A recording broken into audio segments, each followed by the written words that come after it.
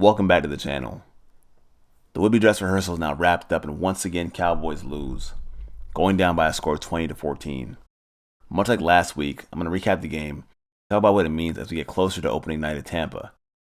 Also, I'll be joined by a very special guest, somebody who's all over Cowboys Twitter, on East Texas radio. Joining me tonight is none other than Mr. Steven Johnston. Steven, how you doing, man? Man, fantastic. Really enjoyed the first half of preseason game number 3 for the Dallas Cowboys. Not so much the second half, but also you got to kind of take it with a grain of salt. You know, some of those guys fighting for depth spots, dudes you'll see on special teams, or guys who are pretty much just performing so that they can get tape after they, kind of get the axe here eventually. So, the first half was really, really encouraging of this game, but the second half, it'll really be interesting to see who those guys are that survive the cut downs that are coming. Yeah, and that's the forefront. That's the big news, really, as to what's going to happen in the next coming weeks. Also, before we get started, man, 'cause I know you want to hop right into it. How can we find you on Twitter and all your platforms? Yeah, so on Twitter, I'm Stevie JPTX. I'm with East Texas Broadcasting in Paris, Texas. And if you want to listen to our sports podcast, we're part of East Texas Podcasting, and it's called Crunch Time with Drew and Stevie J, my co-host, Drew Ivory. We put 2 out every week, and he's a really good guy. There's also a lot of East Texas high school football content in there, of course, between Paris and Sulphur Springs and along I-30 to Mount Pleasant, the smaller schools that are in that area. We do a lot of that, but yeah, that's who we are, and that's where you can find us. Shout out to you, man. Shout out to you. And once again, thanks for coming on, man. I'm pleased to have you on here. We've Yeah, been trying to make this gladly. thing happen for a while, man. So I'm glad we could finally connect, even on a late night tip. But you kind of went into it talking about your initial thoughts on the game, and I kind of agree. It's not much that we can extract from it besides what this means for the roster. I mean, just kind of watching myself. Maybe it's a small detail, but I already love Brian Anger already. Just being able to flip the field, it's refreshing to see. It's someone who can kick it almost 60 yards and flip the sides. So I love it already, man. I love it. Well, Um, what really the couple of things that stood out to me was, for one, he actually got punts inside the 15-yard line. And that's refreshing if you're a Dallas Cowboy fan, because we have really struggled in the punting game. And it's funny that that's the first thing to get brought up, but really sometimes these little things, like the third phase of the game, special teams, we overlook it often. But man, Anger, for one, there was a moment in the game when there were, 2 or 3 penalties back to back, and he had to continue punting because Dallas kept committing penalties, and they ended up at like 4th and 34 or something like that. And yeah. he finally, was able to boot one, and it was still just a bomb. I mean, he was just hitting one after the other. Even when the first one didn't count, the second one didn't count, the third one was even bigger. And so, yeah, I'm with you. I mean, I know it's the punter, and people kind of thumb their nose at the punter sometimes, but like I said, flipping the field is a big deal, man. I mean, it's those small intricacies, like you mentioned, that really make a difference in the ball game. Especially with this team, the way that they're constructed, the way they're made up. You look at like the guys like Fossil, like he has an influence over what actually goes down. So having his preferred players, it makes all the difference in the world, I think. Even if it's like we say, it sounds insignificant until you don't have one, then we're struggling, then we're arguing, then we find something else to fight about on Twitter, like we always do. So that's no problem at all. So just overall with this game, and I ask this question to every guest that I have, but what are your thoughts initially just walking away with this game in particular? Are you mad? Are you encouraged? Are you just across the middle? I don't care. It is what it is. How do you feel about this game? Just taking it in. Well, the dress rehearsal game is really supposed to give you an idea of what your starting unit looks like, and also kind of shape up maybe what is to come with your depth, right? So Mhm. what I immediately take away from this game is that Dallas has the top tier talent on offense. I mean, they have got the wide receivers, they've got the offensive linemen, of course. Dak, we're going to see him week 1 against Tampa Bay. Zeke, you got a couple of tight ends. And then you have several holes on defense. I mean, this is kind of what we've expected going into this.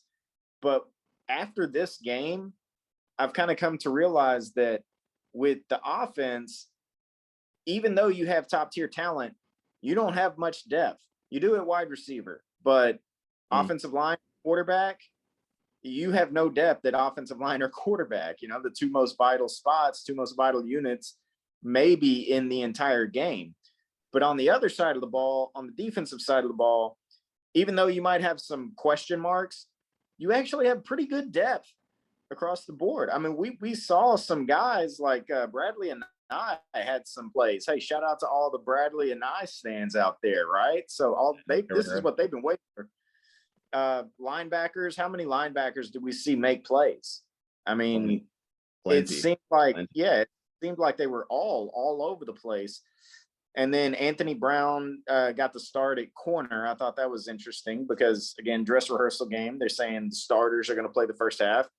Anthony Brown was cornerback too. You know, what does that tell us?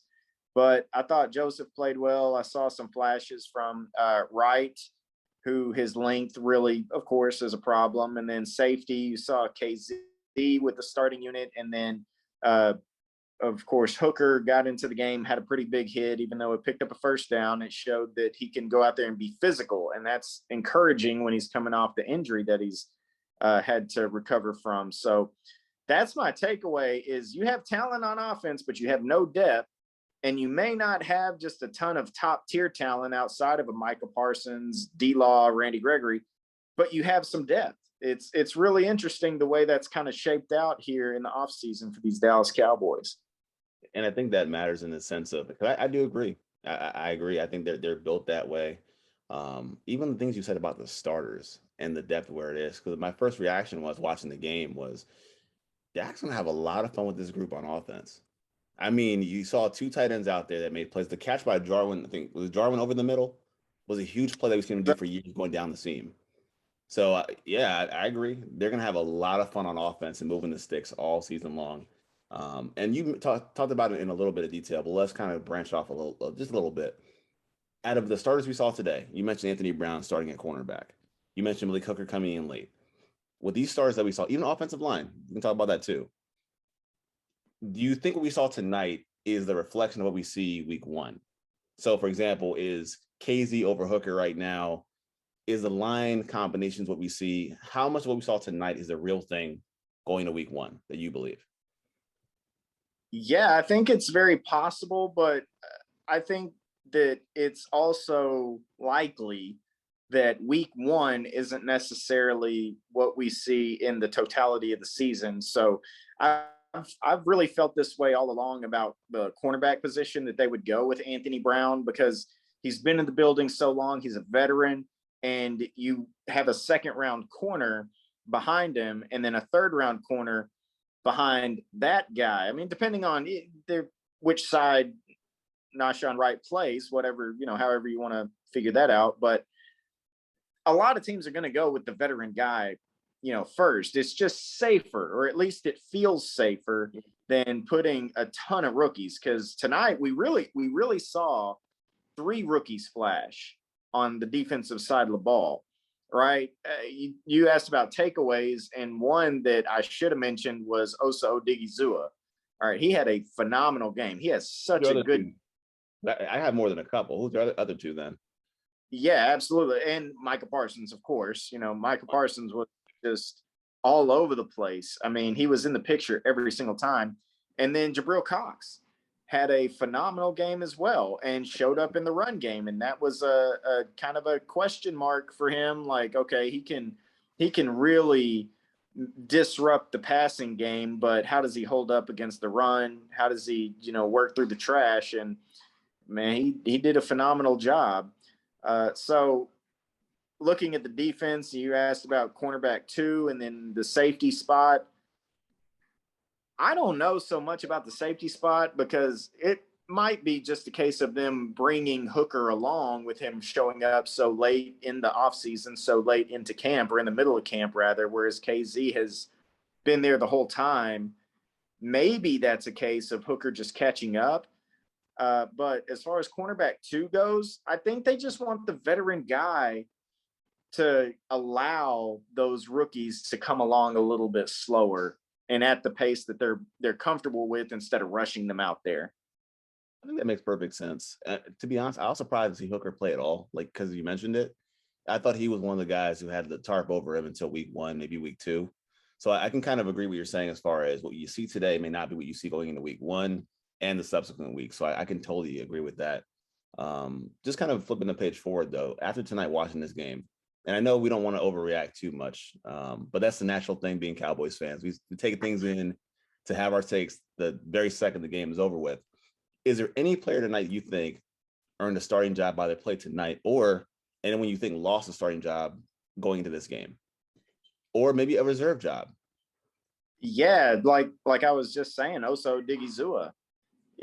We kind of figured that Brent Urban was going to be one of the starting defensive linemen.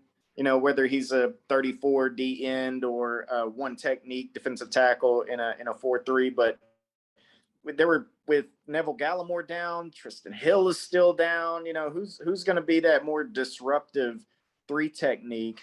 And Osa Odigizua really showed out tonight. I mean, he had some really good push in the pocket, and he was able to stuff the backs a couple of times on a couple of runs, and including some big late down runs, if I recall. Down. So that's the guy yeah, exactly. Turn the ball over. So with those other guys out, I think that he's going to really have a good opportunity to start. And after the way he played tonight, I don't know who else you put in that spot to start over him at this point.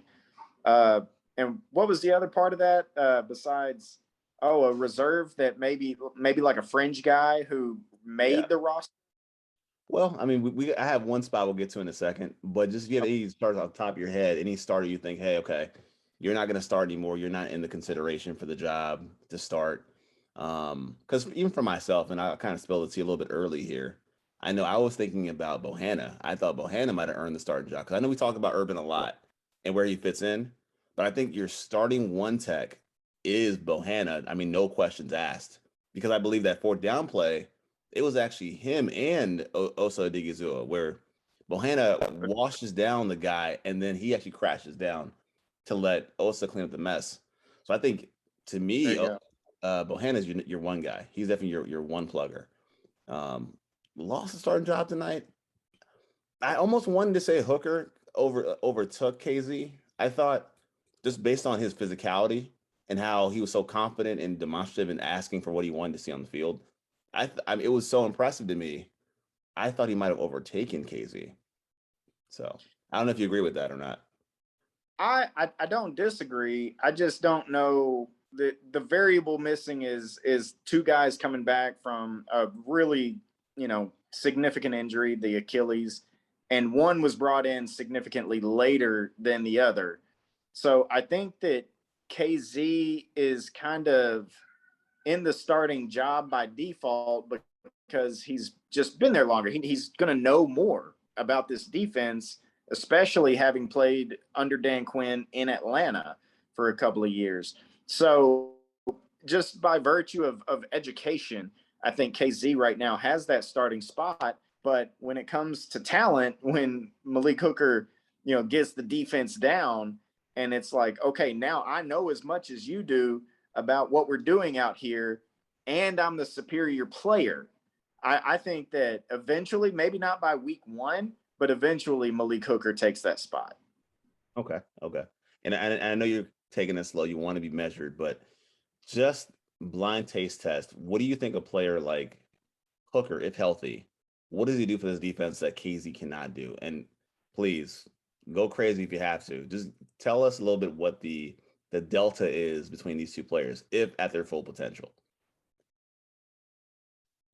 So one of the differences, I mean, the physicality, certainly. I mean, KZ has always been a little bit of an undersized player. I'm not even sure if he's at 200 pounds. I mean, I certainly hope you don't quote me on that, but I know that for a free, Hooker is a bigger free. I mean, I think he's around 215. And a lot of times that's, you're looking at more of a strong with that body type. And I think we've had some discussions amongst other Cowboy fans where we discuss whether or not Hooker can actually play on the field with KZ with Hooker being the strong and that taking Donovan Wilson off the field. I mean, however you feel about Donovan Wilson. Or they're moving him down to a big nickel. I think we talked about this before. Playing 3 safeties potentially. Right. Exactly. Yeah, right. yeah. But as far as the difference between the two, I think that physicality, and I also think that we haven't seen the peak of a guy like Malik Hooker, whereas we maybe have seen the peak in Atlanta with KZ. He had a phenomenal year, maybe 2 years ago or so. He had a really, really good year. But if Malik Hooker is healthy and KZ is healthy as well, Hooker is just the better player. I mean, he's got insane range. I mean, when you talk about a center field guy in a cover 3, and I mean, you got to remember cover 3, that strong is more of a buzz kind of, we want to keep him looking down at the box rather than fading back. Whereas the free, they're playing that middle third. You need a center fielder. You need a guy who can really track. Yeah, exactly. And Hooker, I mean, if you turn on some of the tape from him in college, he's not even on the screen. I mean, he's playing just free. I mean, it kind of fits the definition, just how far he falls back at third. So I think his range and the physicality is really the difference between those two guys. Agree. So I'm gonna toughen it up a little bit. I'm gonna throw you a curveball right here. I got 3 players, okay? So who gets cut, who stays out of these 3 players? I was trying to save this one for a little bit later, but let's throw it out anyway. Simi Fehoko, Noah Brown, Cedric Wilson. Who stays, who gets cut? Well, Cedric Wilson and Noah Brown, I think, are going to stay. And a lot of people try to make that small money argument, like, well, if he's getting paid $2 million and they can save $2 million, they might cut him. But I think Noah Brown showed tonight that, look, him and Cedric Wilson both, there's a difference between Noah Brown, Cedric Wilson, and everybody who's behind them. All right. You have the big 3. Of course, you have the top tier 3, but underneath them, Cedric Wilson and Noah Brown are not in the pack with the rest of these guys. Okay. And I think that includes Simi Fehoko. And Simi had a couple of penalties tonight as well. And, there's way behind those 2 guys. I think Fehoko, yeah. And look, here's the thing we have to understand is these later round picks, when you're talking about the 5th, 6th, and 7th round, they're less and less likely to hit the further along you go. And I'm not saying Simi won't hit, but you're talking about 2 guys who have been in the NFL for a few years now. I mean, they're coming upon veteran status, and they've gotten game time, and they've been in positions. They've caught passes from Dak Prescott, whereas Fehoko, he's in his first off season out of college, and he was a 5th round pick, I believe it was. He was a 5th round pick. Yeah. And man, it takes a while.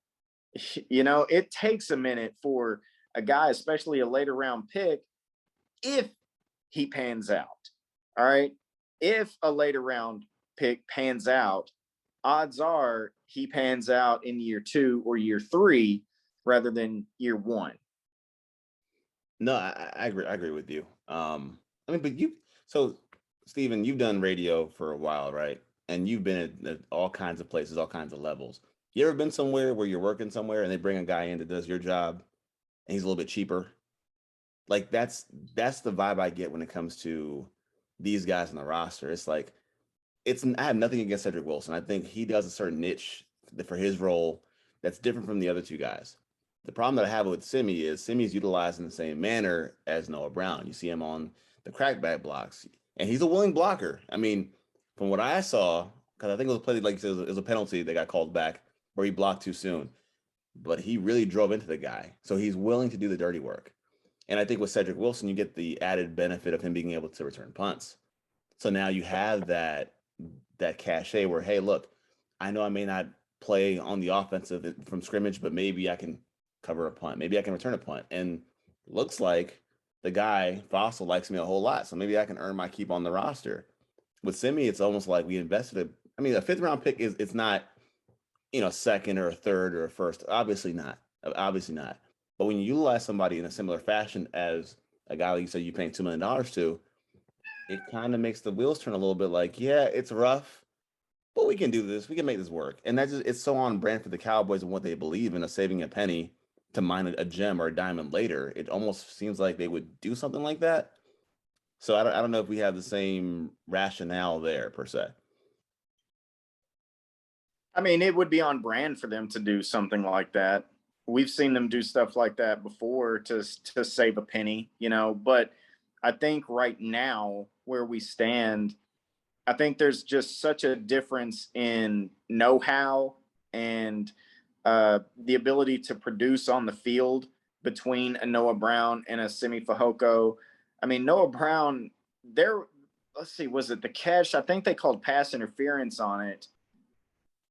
It was down the sideline. You know what I'm talking about? You know which play? Yeah, it was okay. And all I saw was the braids, and I was like, "Dang, why is CD back in the game?" Oh, that's Noah Brown. Okay, that's the kind of thing that he does. And Fehoko had a couple of catches, but he also had a couple of penalties, and that sort of thing. If a starter had a penalty like that, it doesn't weigh on a coach, or it doesn't get weighed as heavily by the coaches as when one of those fringe guys does it. Mm-hmm. They kind of start thinking a little extra when a fringe guy commits a penalty. They're like, we can't have that, and it's not fair necessarily, but that's sort of just the way that it works. And the thing is, here's where Fehoko really has the benefit is I think they carry 6 wide receivers. And so you were asking, of those 3, who would I cut? Well, of those 3, I would cut Fehoko just simply because I know those other 2 can play at the NFL level right now, today, and they can both play special teams. And like you said, Cedric Wilson, he has the ability to not just be a good special teams player, but because of his skill set, it kind of protects CD Lamb. Mm-hmm. You don't have to have him back there returning punts, which we all are in favor of anyone other than CD Lamb returning a majority of the punts. Agreed. But agreed. But if they carry 6, I don't know, coaches like to invest in their draft picks. It's already an investment. They want their draft picks to stick. So I don't know who that other guy is after him. Johnny Dixon got a lot of reps on special teams and, had a little bit at wide receiver as well. But I didn't really see anything up until tonight about Johnny Dixon. So is one night enough? One night enough for a guy like that? Cyrus Mitchell had a nice play, and I think this is the first time we heard from Cyrus Mitchell since before the pads came on. Remember, he was lighting it up in shorts and a t-shirt, and then he kind of went silent. And tonight finally made another catch. But I think Simi sticks just simply because I think that they carry 6 wide receivers. So then I have a 2-part question then, if that's the case. So if we're going to keep 6, right, and I see your point about draft picks sticking on the roster because that's the coach's preference. I get it. And so we're separating, if I'm asking you, right, we're going to separate what you believe will happen versus what you think they should do. So in your book, you're saying, hey, they could cut Noah Brown based on X, Y, Z, like I mentioned, but at the same time, I'd keep all 3. We'd have 6 receivers. And you mentioned a draft pick sticking on the roster because I feel like I have to talk about this because he's a draft pick. I know where you're going. Okay. And I know we don't have time to do roster breakdowns and positional breakdowns. So I'm just going to go this spot versus that spot. If we keep Simi and you like draft picks to stick on the roster, what are we doing at quarterback? Because I feel like we have to keep 3 quarterbacks. We have to. Okay, Ben's gone. Ben's gone. going. Yeah, he's gone. So I've never seen a coach during the preseason talk to their quarterback so much. Like normally, like you watch a preseason game, you'll see like the coach will talk to people and he'll kind of just like, be loose and free. But he's talking to Ben constantly in his ear, talking to him. And Ben just has that look like, I know I'm messing up. I'm sorry, guys. I know I'm messing up. So I know Ben's gone. We can talk about Ben if you want. That's its own LOL in itself, and I think it's so far gone. But I feel like because that's not secured with him either, they have to carry three quarterbacks, right? Like you have to have three quarterbacks, correct? I mean, do you have to? No. I would prefer them not to, because if they don't, then you feel better about Dak Prescott's situation, right? I mean, look, the injury to Dak was a fluke. All right. It was just a dadgummit. That's just how football is, you know? But if he's healthy, he is an ox of a quarterback. I mean, his dimensions, height, weight, all of that are the same as Sean Lee. They're both 6'2", 240. That's his size. So, One guy's here, one guy's yeah. there. So I don't think they necessarily have to carry three quarterbacks. And if they do, I don't know what chance Ben DiNucci has. I mean, you can only give a guy so much rope. They gave him the second half. They gave him the entire second half tonight, and they gave him opportunity to throw. They gave him opportunity to make plays and make decisions, and he didn't. I mean, he started putting some drives together, but they always ended up in turnovers, and turnovers will get you cut. If you go out there and you throw some incompletions and you finish the game throwing 50%, you might be able to survive, but you could throw 70%. But if three passes were interceptions, I'm sorry, that's not going to cut it. You're going to be out the door. You can't turn the ball over. And it was the thing with the ball placement. It was spotty. I mean, on the first pick, you saw that the ball was behind the receiver. That's one thing. A tip pass where two is interceptions were the worst kind of picks where you're not seeing the field. You're throwing in a coverage where the guy is staring right at you. I think we had we had one play, I think it was towards Trevon Diggs, where Davis Mills throws right in the face of Trevon Diggs facing the quarterback. And the guy gets away with it, whatever. The broadcast talked about it. It was almost like a foreshadowing of what was to come when Ben DiNucci got in the game. Same things, throwing the ball in a double coverage. Guys staring right at you in his zone coverage, and you just throw the ball anyway.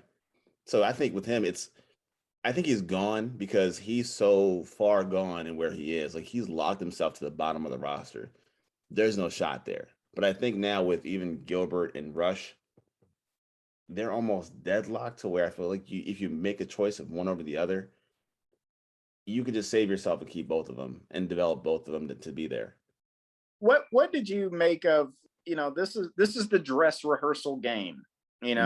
Starters go the first half, or starters play into the first series of the second quarter, however they do it. Garrett Gilbert was out after the second drive, and the entire offensive line was still in. I mean, they played, I think, 4 drives, the starting offensive line, but they pulled Garrett Gilbert after 2 drives. And you're talking about dress rehearsal game. I don't know exactly what their plan is. I don't know their rationale, but Cooper Rush got a lot more work tonight with 1s and 2s. It wasn't like, hey, Cooper, go out there with the 2s. He got some work with the 1s. He sure did. He outplayed Garrett Gilbert tonight. So I don't know what that conversation is going to be like. I mean, if you just simply don't know, if you just can't stack the 2 over one or the other, you might have to keep 3. Both. Both. I mean, because you don't want to risk cutting the guy who would show up on game day. And to me, it's not a bad problem to have. And for some reason, I still have this aftershock of what happened in 15, where we had no quarterback. We had to go out and get a guy to start for us, right? You had Whedon, and you had to go trade for Matt Castle. I'm not saying it'll be that bad, but if you have 2 guys you feel pretty good about either way, where if one falls off, you still have a guy you feel decent about. So you still give yourself a chance. I know as fans, we buy hope all the time. That's why we buy jerseys, we buy apparel. all the time, every season. If I have two guys that I feel okay about, if I swap one guy out, I sell Hope. Hope buys fans, but Hope also buys confidence in the locker room too, I would think. So it can't hurt to have three guys, of course, Dak included. It can't hurt to have them. I don't think we have too much of a problem. I don't make much of he went too serious with the starters, and then all of a sudden we had Rush all the way through. I don't make too much of it. I think they basically said, okay, we're gonna pretend you're Dak today, and we'll go with it, and we'll see what happens. And it's perfectly fine. It's a-okay. So I think we're okay with that. I don't make anything about Dak being hurt either. I think you said he's going week one. I believe it too. I think Dak's health isn't even a question for week one. It's just keeping him on reserve, I think. So next question I have though, because we talked about starters, we talked about a lot of different spots. So let's just pretend for a second in our minds, we've already locked in our starters. Out of these groups that we have, we talked about safety, defensive end, opposite of Tank Lawrence, defensive tackle, linebacker, corner.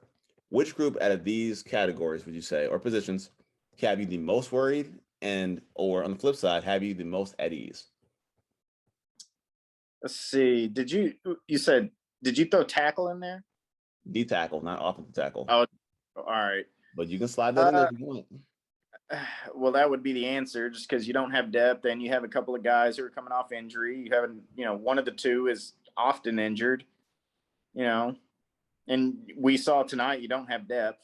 Now, I think if Collins goes down by some chance, which by the way, it was good to see him not just out there playing, but playing, multiple series after the getting checked up. We saw a picture of him just getting checked in practice, and then he sat the rest of practice, and you never know. You never. Great look for him. Great to have him. Very good to see him.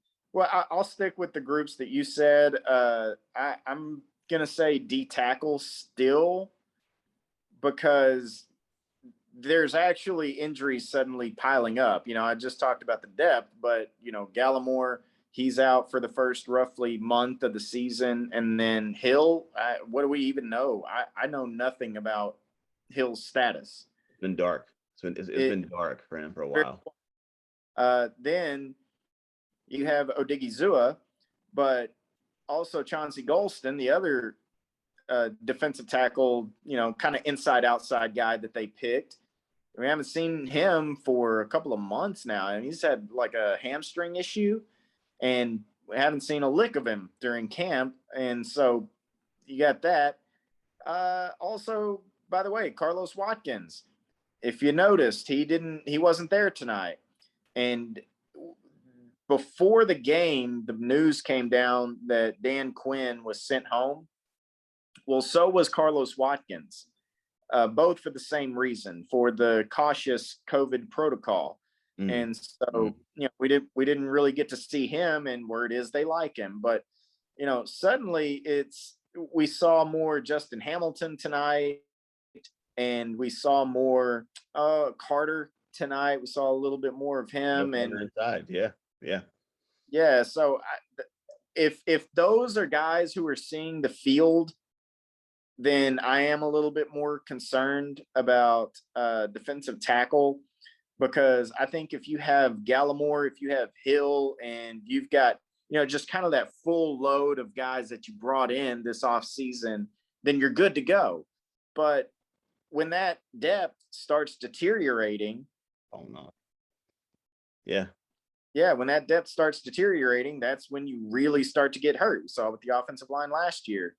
Corner's not very deep, but, got a couple of rookies. You got a couple of veterans. At least you have those guys out there on the field playing, So I would probably choose them, that D tackle group right now, over the corners as my concern spot. On the flip side, what spot do you feel, comfortable with? Well, kind of almost unfortunately linebacker. Why? Well, why linebacker? Why unfortunate? Yeah, why unfortunate? Why?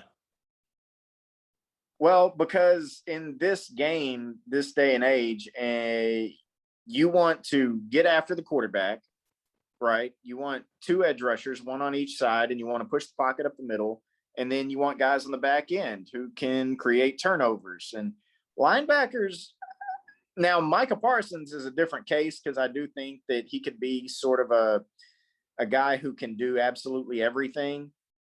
But outside of that, I mean, you have a 4th-round pick in Cox who has really shown up, but how much of the field does he see? You have the log jam with Jalen and LVE, and then, they work in Keanu Neal. It looked like Keanu Neal had some significant early snaps. I mean, I think that the rumors of Parsons and Neal being the 1-2 guys proved to be true tonight.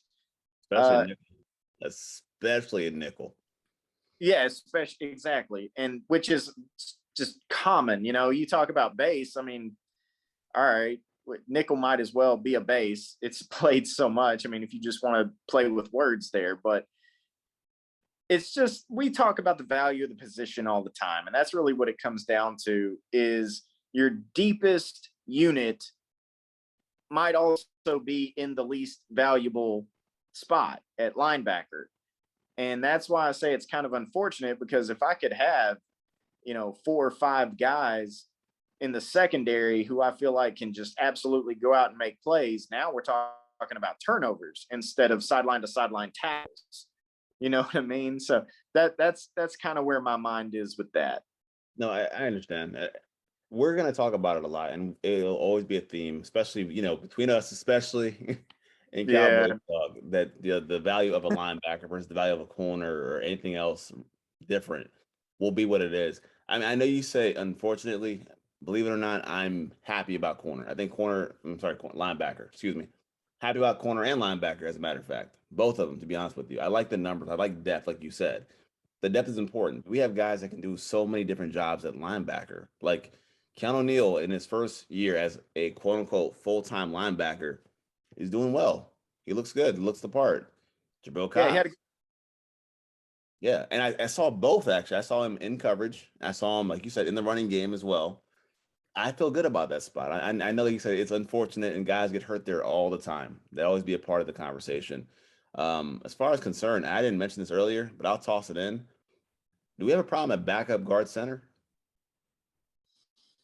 I saw McGovern tonight. It was not good. You can have one guy go down. All right, that's kind of my belief right now with the offensive line, is you can have one guy go down because you have one guy in reserve, and you have very versatile offensive linemen. So problem at guard center, I think if you're missing both guards, or if you're missing a guard and a center, yeah, you're in a bad way. But if Connor Williams goes down, plug in Connor McGovern. All right. If you sure? Yes, sir.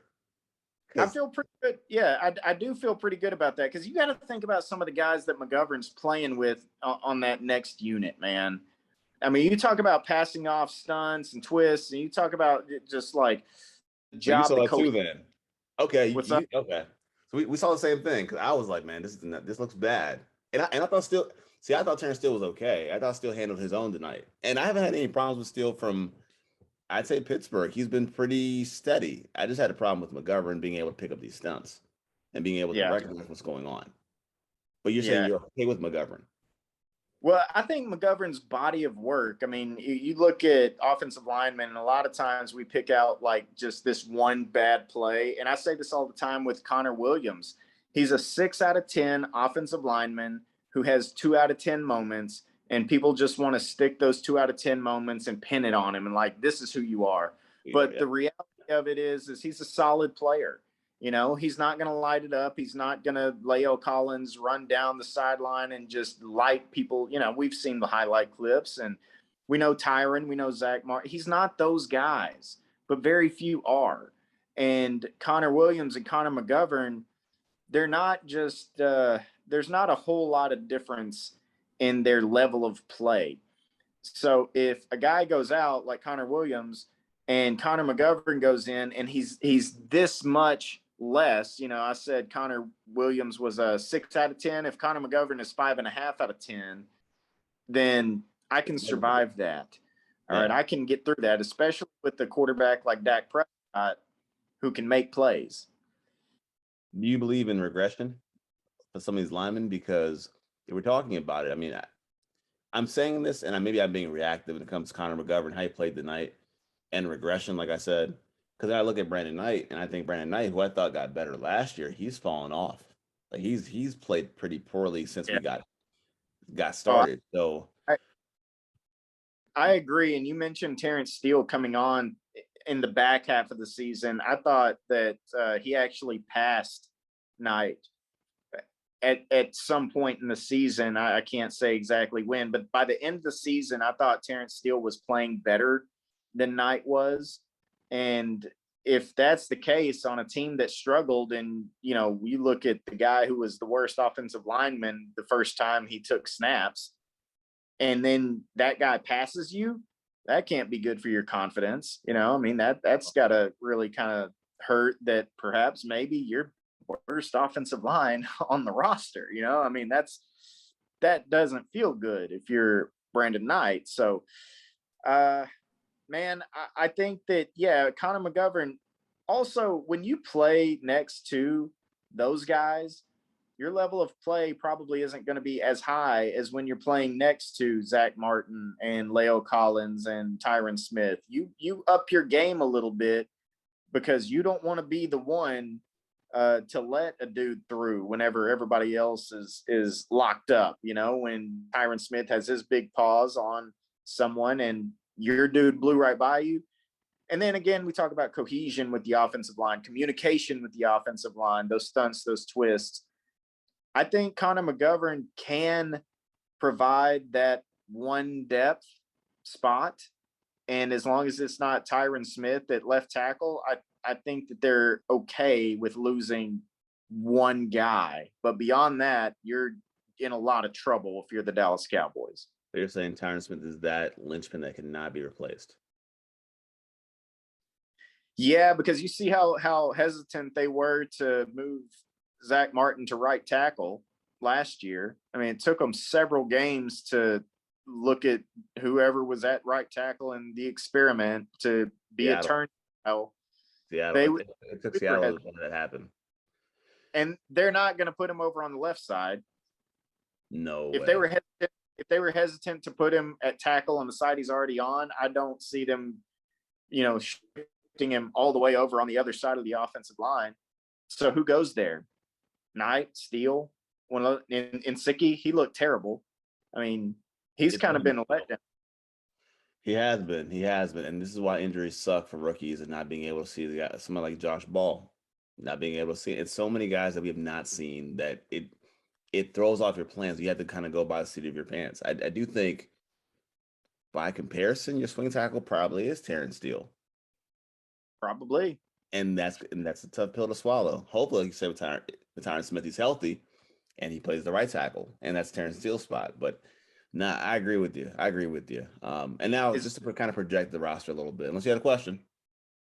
Oh, I was going to ask about Josh Ball. Is that where he's been? Is he hurt? He's hurt, and I think he's an IR guy now. I think he's going to go to IR once we, make the final call. Gotcha. Just to project our roster too. But we talked about a lot about projections, and we saw both guys tonight a little bit. Who wins the job at tight end 1, Jarwin or Schultz, or does it matter? Wasn't that interesting? Because Schultz came out with the first unit. When they went on their first drive, it was Schultz out there. Now, Jarwin made the biggest play, down the field out of both tight ends. But Jarwin also, I think he missed a block on the Amari Cooper sweep. Amari Cooper hit his last touch on the ball. I thought Amari fell over, honestly. I watched it again, and I thought Amari tried to make a cut in the ground, just tripped over his own feet and just fell over. Oh, I agree. No. I agree with that. But the defender was still deep. He was still able to get down there and kind of force him back. That would happen where he missed the block. So he had different story. Yeah. I didn't see that though.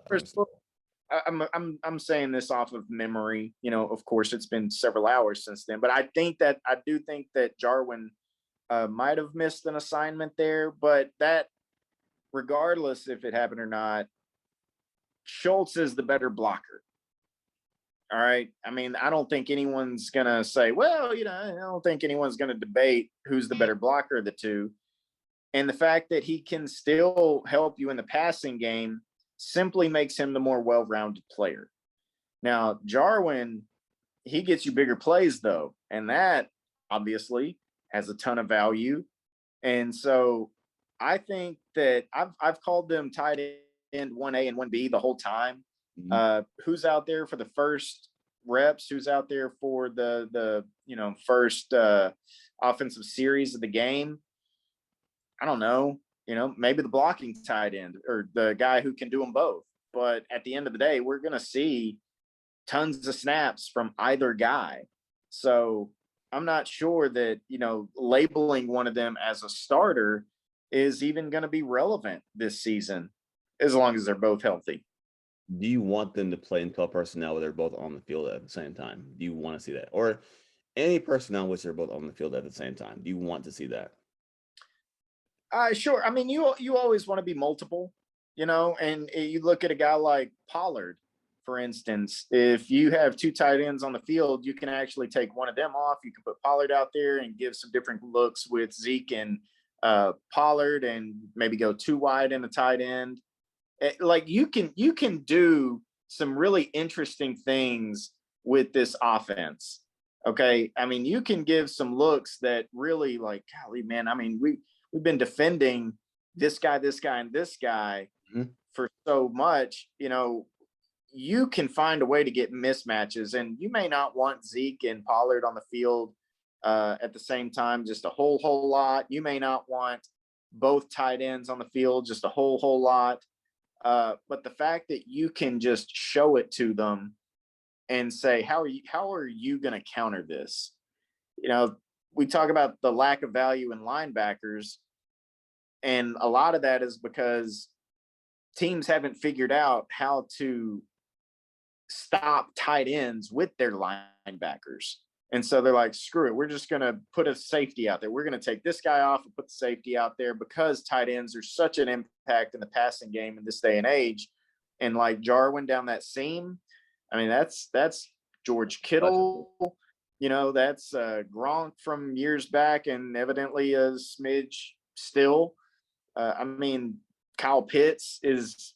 I mean, we know Kyle Pitts is going to not just be a seam guy; he's going to do everything. He's going to be all over the field. But I would be okay with some percentage of the snaps having both tight ends on the field. But I also think that there's just such a great amount of different personnel you can put out there that it's going to be inevitable that you have both tight ends on the field at some point. Yeah, I guess my only concern is it's who comes off the field if you have two of them. And I guess it all depends down and distance where you are on the field. It's all going to Yeah, depend what actually happens, of course. And like I yeah, said, if it's football. third and one, third and inches, I get it. First and 10 from about your own 35-yard line, maybe not. Because again, who's coming off? Is it going to be, am I taking off Lamb, Gallup, Cooper? I think the potency of the offense has been so slanted towards the receivers that you almost have to keep them on the field at all times. But do I see the big play potential in one guy and the safety net of being a blocker and an underneath receiver with Schultz? Yeah, of course. I see the value in it, but I think this offense, you want to be kind of guns blazing. Let's shoot them up. Let's go for it. I mean, the potency is there, but also like you said, the multiplicity is also an effort thing there, or a effort that you can put into that. And I probably leaked this one early, but I wanted to ask this question to you. Who do you think has a bounce back season out of these four guys? That being Jarwin, Zeke, Jalen Smith, Vander Esch. Who do you think has the most productive bounce back season in this group? I think Zeke. I really think that usually when you look at training camp videos and stuff, we get these little clips, and you really need to take it with a grain of salt. I know where you're going. I know, I know where Yeah, you're going. right.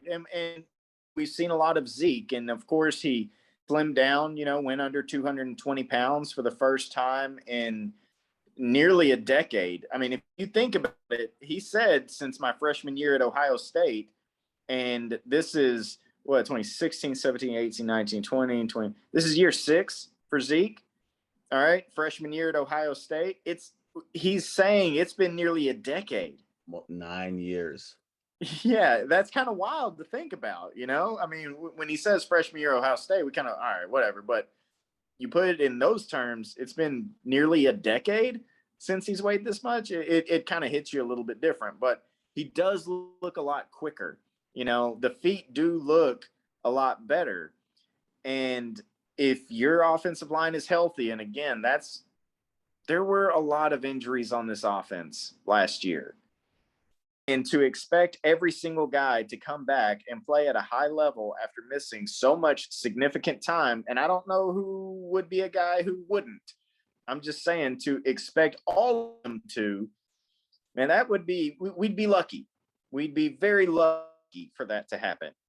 And if it does happen, then Zeke is going to have a really, really good, productive year running the football. And he also needs to clean up the drops that were there really over the last 2 seasons, to be honest. And if he's able to do that, I think Zeke can really approach 2,000 total yards. And you raise your eyebrows, but remember, 17th football game added, 17th game added this season. Okay. So I think Zeke feels he has something to prove. The new contract actually kicks in this year. Remember that. So maybe there's a little bit of internal battle going on with Zeke, and he might have a little bit more of a chip on his shoulder than when there were rumors of him coming in overweight and he looked slow and he didn't have the burst, and all the things that are said. Of course. He slimmed down. He did the work. He looks cut. He looks fast. He looks quick. The feet look good. I think that Zeke has a big time year in 2021. I mean, with that, really, when you kind of set the table that way with all that background information, I can kind of see what you're saying. And you and I have both watched like these workout videos. We watched them from when they first uploaded back in, I think, April or something like that. And we watched them, and for me, I kind of buy in real slow. I'm like, that's basic. That's mid stuff. But honestly, when you kind of watch him rev it up now, and the way the feet move, and the way he's able to shift his weight and balance and cut and change direction, I think he looks pretty good. I mean, me being a person that kind of takes these things, like you said, with a grain of salt, kind of dismisses them. But you watch the body being remade, the quickness being remade, the motivation that we're seeing. Yeah, we can see a huge year out of Zeke Elliott. And so in that group of who guys that I would trust more to have a bounce back season, he kind of fits the bill because he's going to get more opportunities. Yeah. The other part of this question I wanted to ask then, and Zeke probably is off the table because of the contract, like you said, kicks in. But between these guys, with Jarwin, Jalen, Van Der Esch, have any of these guys play their last season in Dallas? So this is the last year that they play in Dallas for any of these guys. That includes Jalen Smith. Yeah. Jalen's contract, if they can, when they can move on without it hurting them financially, I think they will. Now, LVE, yeah, right, after this season, right? Yeah. Same thing with LVE, except they didn't pick up the 5th-year option on his rookie contract. But because he's injury prone, because there's so many questions regarding just play in and play out, I mean, he's kind of gotten the Sean Lee label of, yeah, he's a great linebacker, but is he going to be available? Is he going to be out there to play games?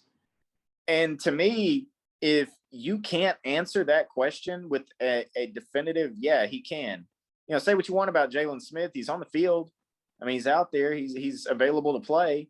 I'm not going to bring a guy back who I just don't know, because you can be great all you want, but you're not great if you're not on the field. You're irrelevant.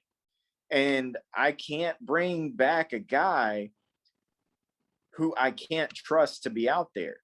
And so for LVE, what I'm hoping, what is ideal for me, is that he goes out there and plays 17 fantastic games, has the best season of his career, and helps elevate this defense, and then gets a big, fat payday from someone else. There we go. There we go. That is the ideal situation because of the injury. to me, almost with LVE, his Right. status and career arc, it's reminiscent of Mo Claiborne, where Mo played. Mo was a first round pick. Mo hung around, has option declined. Mo stayed. Mo had a quote unquote bounce back year. We paid him for one more season. After that, we cut ties. See you later. It was over. Um, as far as guys that I think are probably not going to be here, I think I agree with you with Jalen Smith. I think once his contract is not damaging anymore to us, we're going to say, okay, Jalen, we'll see you later.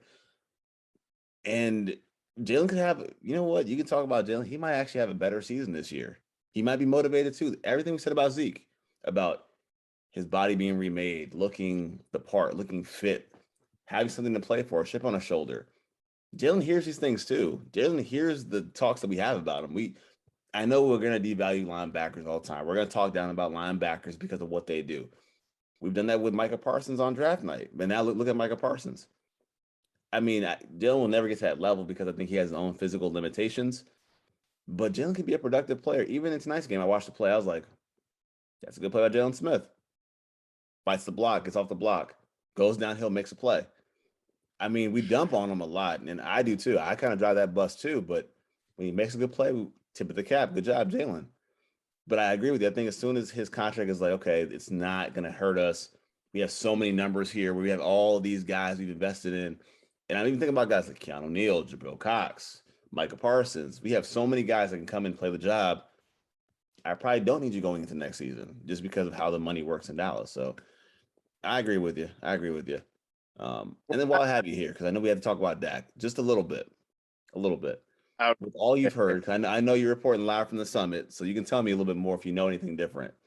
On a scale of 1 to 10 when it comes to Dak, how, I guess, down or up are you with the situation? How confident do you feel in Dak Prescott with any lingering effects, anything long term? How do you feel? I know you mentioned he's an ox, but from arm fatigue, from reps, from being just back at it again after some layoff, do you think we have any issues down the road? Maybe tightness, managing of health, maybe on a pitch count during actual regular season games? Do you think we're totally in the clear? Scale of 1 to 10, how do you feel about that? My biggest concern with him going into week one is just the fact that he hasn't played in nearly a calendar year at that point. I mean, it's going to be 11 months since he's actually taking a snap in an NFL game, preseason or otherwise. So as far as the health, as far as, the ankle, the shoulder, back, whatever, I'm okay with that because I think once you're a veteran player, you're going to go into a lot of seasons not 100%. All right. I would really like to take a poll of NFL players and say, after your rookie contract, how many seasons were you 100% in week one? Because the toll of the NFL is it's rough regardless of who you are. And Dak Prescott, of course, had the ankle issue, and there was the second ankle surgery, and then you have the little pull, which I think is a product of the ankle. You start kind of trying to compromise your weight on your ankle, and other parts of the body start straining a little harder. That's just the science of how the body works. I think he's going to be okay in that regard. My somewhat concern, though, with Dak Prescott is that we go out there week one, and this is the very first time that you've given him the opportunity to really test the ankle, to really test the arm, to really get out there and take meaningful snaps. And you're asking him to do it against one of the top defensive lines in the NFL. And look, I believe in Dak. I am elated that they signed him to the contract that they signed him to. But part of the reason guys who are great is because they're constantly doing what they do. Repetition, doing it all the time. And he hasn't gotten that in real life in 11 months.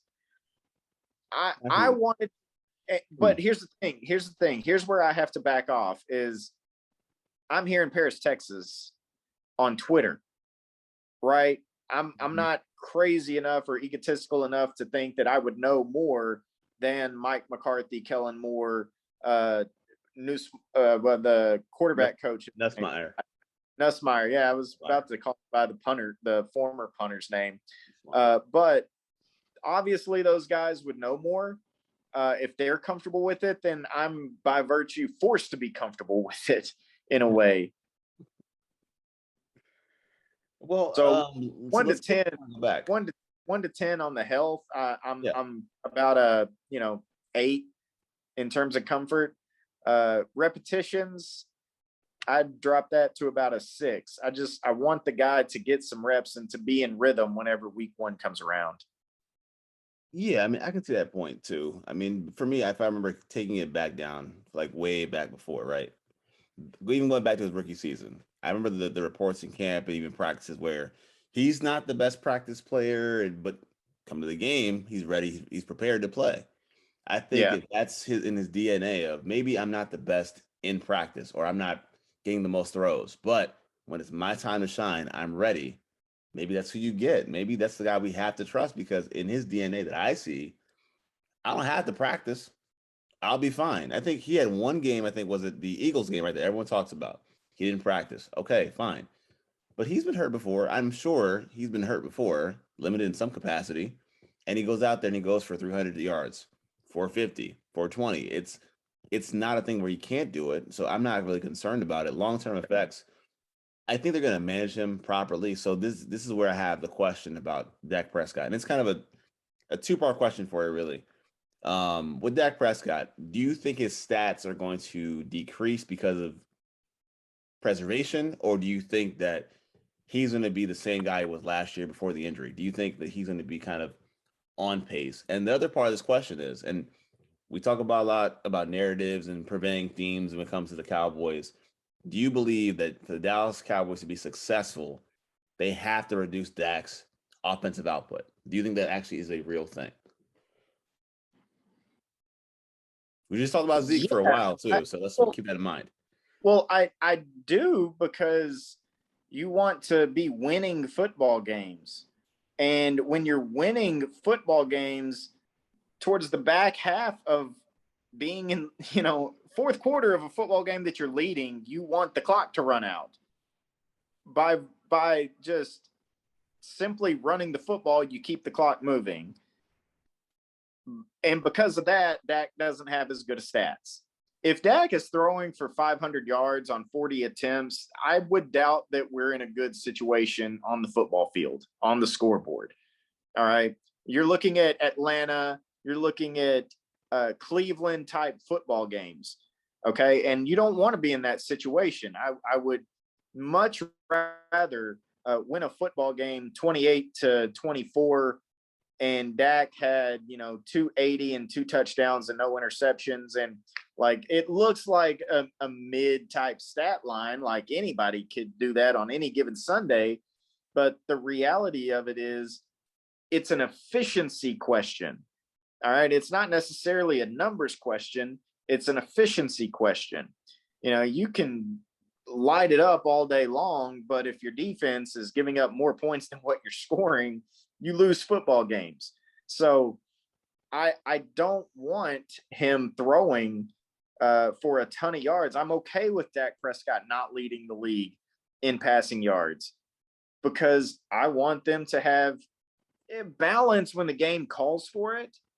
You don't, I really hate the whole, we got to have balance, because if the game doesn't call for it, then you don't have balance, right? I mean, you have to go by what the game tells you to do. And for Dak, when we talk about his numbers, look, yeah, we talk about the pace he was on last year. What was it, 1,800 yards when he got hurt in week 5? League, I think, for like 4 weeks after he was hurt, or amongst the top 5 for 4 weeks after. Yeah, I'm not interested in that, because he had to do that because we were getting our butt whooped.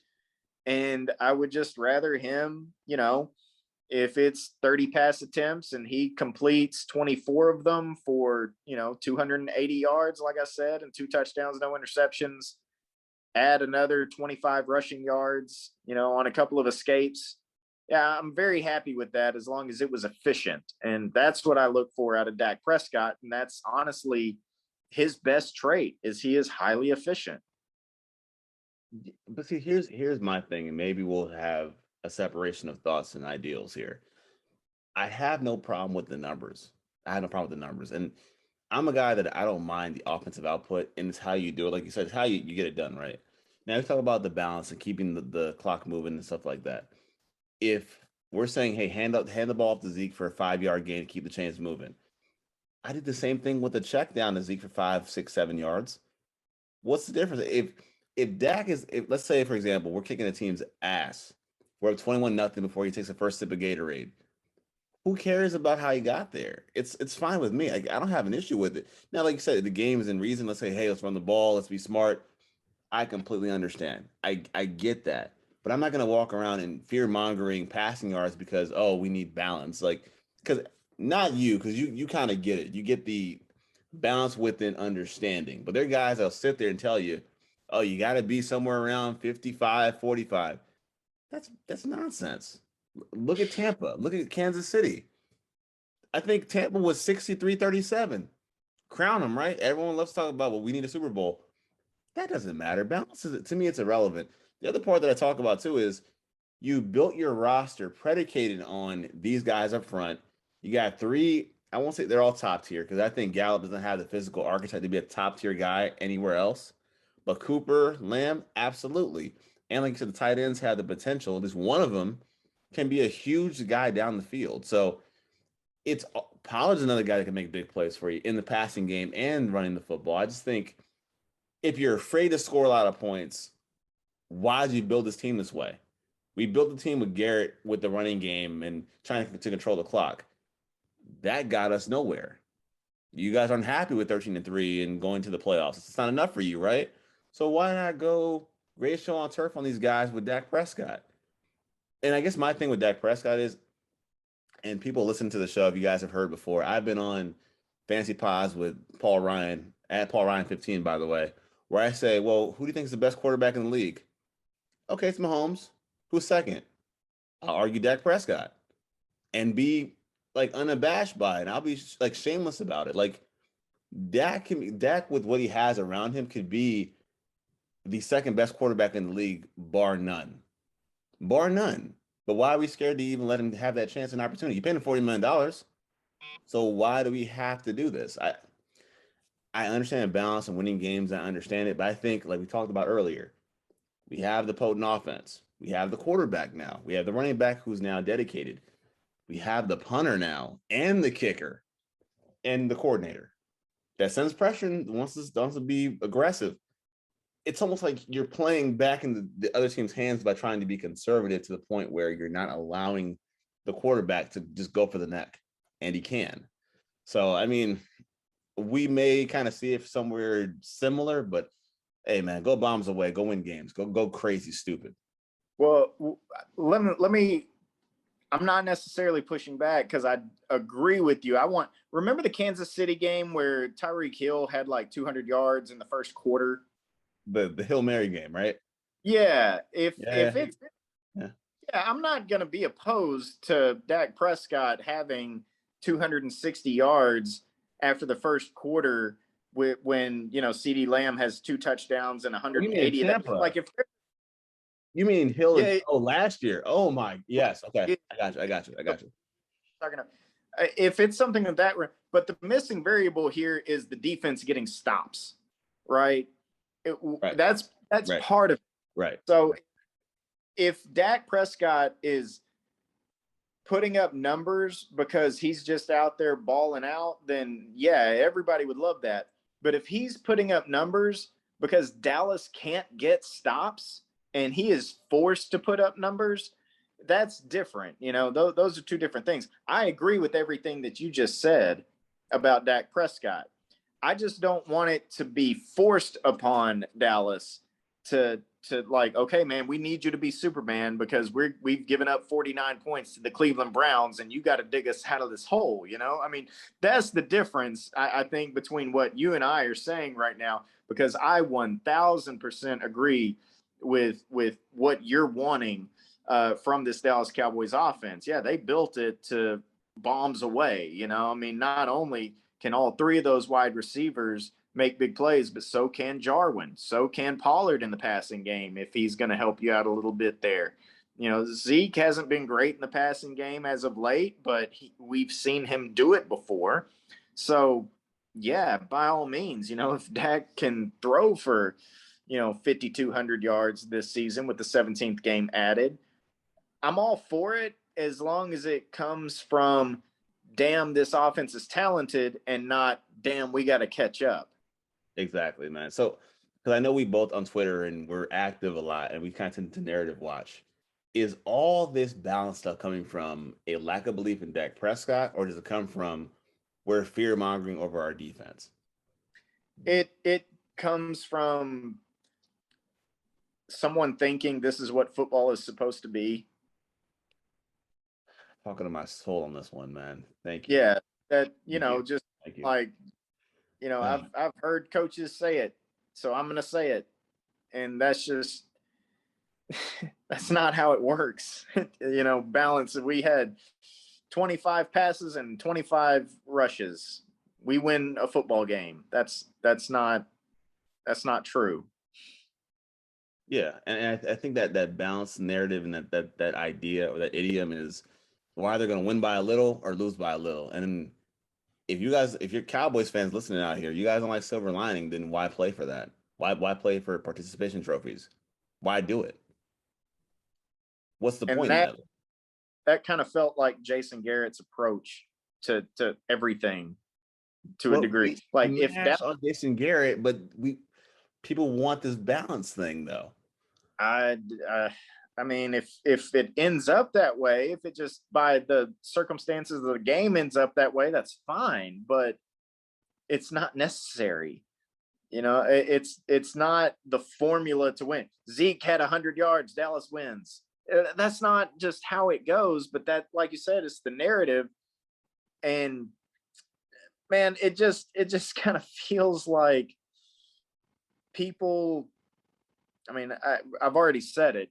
People feel like, oh, well, this is football. Run, pass, run, pass. This is how you're supposed to do it. And exactly that's just, that's not entirely true. Yeah, man. Yeah, man. And for guys listening with us, just so you know, Steven, man, I'm out of questions for you. I know we're going over. Thanks for sticking around with me, man. I'm shooting at the hip, so I got a couple notes that I want to go over with you real quick before I let you go. Let's do it. Couple things, man. Couple things. Just couple notes. First off, I didn't talk about him earlier, and I missed out. I know you mentioned him, but Bradley and I today played a great game that I have not given him his proper flowers for. So, and I just quick question: on the roster, off the roster? Well, he was in the group immediately after the starters went out. Right after Gregory and D Law went out, it was Armstrong and Anai. That's got to be a good sign because there were other starters still in the game. I believe. Actually, I think those were the only two starters that came out of the game was D Law and Gregory at that time. So that suggests to me on the roster, and then you're given the opportunity with that unit to run with the ones. And he did play extremely well. So, I mean, he wasn't a Dan Quinn pick, and he doesn't necessarily fit what Dan Quinn's guys look like. He's a little bit of a bulkier defensive end rather than, long and, Randy Gregory looking, and Dorrance Armstrong kind of has that length as well. But I think that you perform in a game like the dress rehearsal game, you're doing yourself a lot of favors. And I think he did himself a lot of favors tonight. I think he makes the team. Big time, big time. So I wrote this down earlier. Which, by the way, shoot.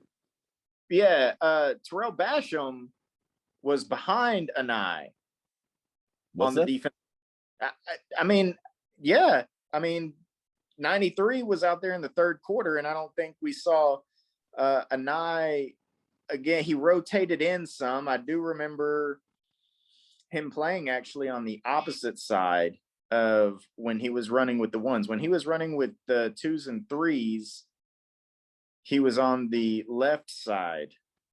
Again, I'm going off memory here because I do remember him in a stand-up chasing a running back on one play off that left side. And I'm shooting from memory. I think it was 56. But either way, he got a lot of snaps. He got a lot of reps with different ones and twos. I think a 9 makes the team. Okay. One other question though. So tonight we saw a lot from the rookie corners play a long time. Do you make anything of these corners? Because I saw them on opposite sides. Nashawn Wright, Kelvin Joseph, they played gunner a lot tonight. What does that say about the unit for special teams and how they feel about them as starters in the game? Any thoughts on that? Does that matter? Is that insignificant? Or what does that say about anybody else on the roster? That those two guys were playing special teams? Yeah. Like what does that mean? Who does that impact really? Does that impact the guys themselves? Like, does that actually impact Joseph himself? Or does that impact a guy like Deontay Burton, CJ Goodwin? Like, what does that mean for the roster as a whole? These guys are playing so much covering kicks. Even if you're a high draft pick, if you are a guy whose body fits the special teams mold, then early on in your career, you're going to do it. You know, I mean, CD returned punts as a rookie. Dez returned punts as a rookie. So I really feel like a second round corner, even if he does take a starting spot, might be asked to play a little special teams still. You got to earn your stripes. And rookies, regardless if they're first, second, third, fourth, fifth, sixth, or seventh rounders, a lot of times earning those stripes includes special teams. And I actually thought that Joseph had a good play on special teams that turned into a bad play for the Dallas Cowboys. All right. The missed tackle. It's a missed tackle, but man, that you talk about open field. I mean, that says open field. That would have taken a mastery to actually bring the guy down. But I thought he did enough to slow the return guy down. Someone else should have been there. I mean, there was no rally to that guy, and then he just runs around the right side of a wall of Houston Texans blockers and picks up a big gain on a punt return. But Joseph got his hands on him and slowed him down enough that where's the rest of my guys? You know, where's my help coming whenever you always hear on defense, you turn a guy back inside or you slow him down and then the rest can help. That should have been the case, and that would have, in hindsight, allowed people to say, man, that was a good play by Kelvin Joseph. That's a really, really tough play to make in the open field. All right, so I've not covered this yet. I had a thought, and I wrote this down when the game was going on. Let's just for a second, let's talk about Micah Parsons real quick. Because I know linebacker, again, the value of linebacker is not universal across the board, okay? So I've been struggling with this. First question I have with Parsons, right? We saw just his get off is insane. The guy's speed, quickness, change of direction, it's evident. Compared to everybody else, like you said, he's special. He's a special case of athleticism playing linebacker. I think his cognition is better than we thought, than we were told. We said, hey, he's young. He's learning how to play. His identification is not what we think it is to ID certain spots. But I think he played really well in picking up a guy across the field. I think it was Conley on a drag route. Just based on what you've seen, is there a comparison for this kind of guy that we've seen before with the Cowboys? Do you think that maybe, and I thought about this before, do you think that maybe we smashed on not taking TJ Watt so hard that unironically this guy has become an impact player that maybe not used the same way as TJ Watt, maybe not the case, but maybe he can be a really bona fide impact player to where 3-4 years down the road, we're saying, hey, Micah Parsons is one of the best players in the NFL at linebacker. Do you think we have that type of a player on our hands? Yeah, I mean, as far as his potential, his ceiling goes, absolutely. And, you know, you talk about his usage, it could be somewhere from like Love that word usage. Love it. Love that word. Well, the thing is, you know, we devalue linebackers because a lot of times they just have this one specific assignment and they really don't help a whole lot in other parts of the field, or you know they rely on other players in order to make their play and do their job and stuff. But when you're a guy like Micah Parsons and you can do all the things and your traits are at such a high level, you have the speed, you have the strength, and you can cover, which a lot of people felt coming out of Penn State maybe he can't cover, and that's been proven to be, not the case.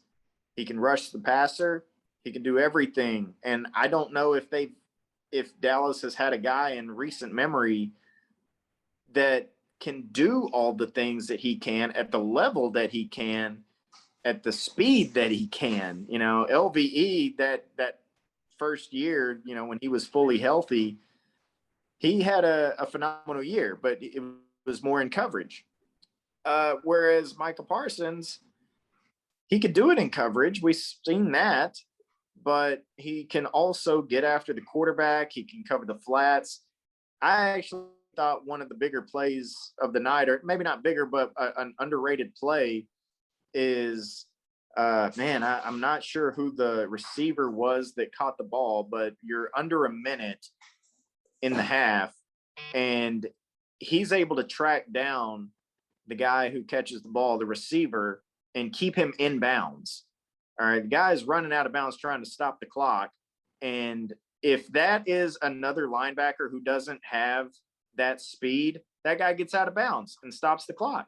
I remember that play. Yeah. Yeah, and it saves 20 seconds, something of the sort, and gives the other team more of an opportunity to get down the field and score. But because he has that skill set, he tackled him in bounds. It may seem like a very small, minuscule thing, but it's the difference in points being scored, which is no small thing. So I think because of that, Micah Parsons might have more value than your typical linebacker because he does so much and is capable of so much. And the thing is, I tried to find a comparison for him as a guy that I've seen in Dallas before that has a kind of skill and speed and just instincts and just a real. It's funny that we see him on Hard Knocks. He's playing chess, but he's a chess piece. He's moved all over the board. He's everywhere.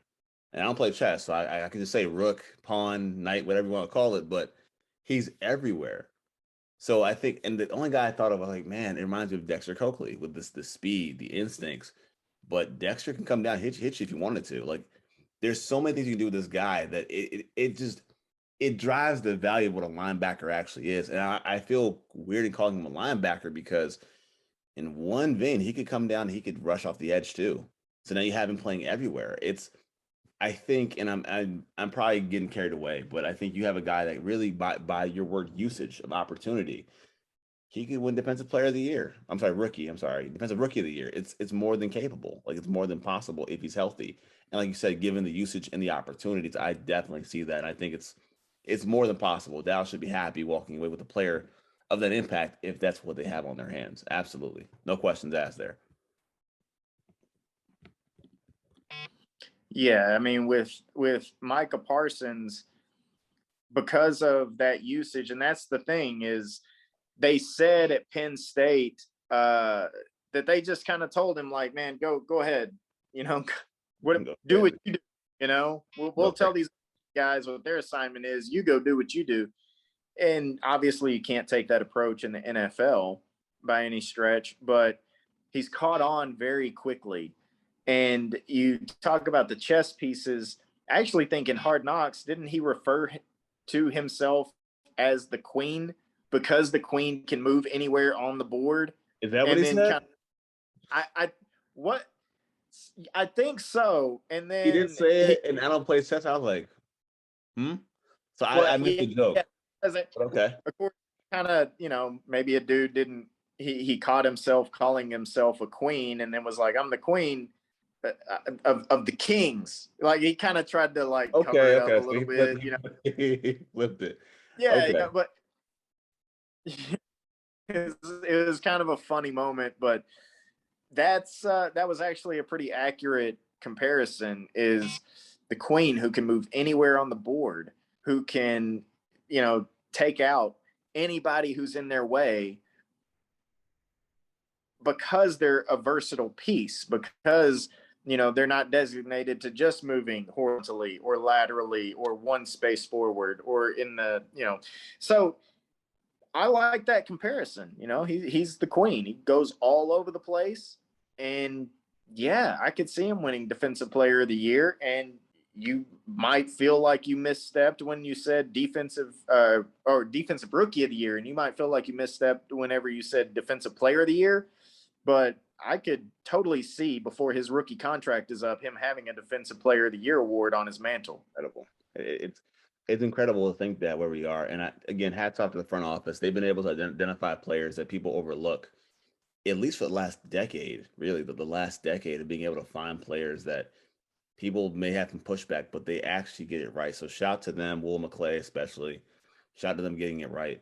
I think it's a great problem to have, and it's odd, but it's exciting to know that your most vital, versatile piece on your defense might be a rookie that hasn't played football in almost a year and a half.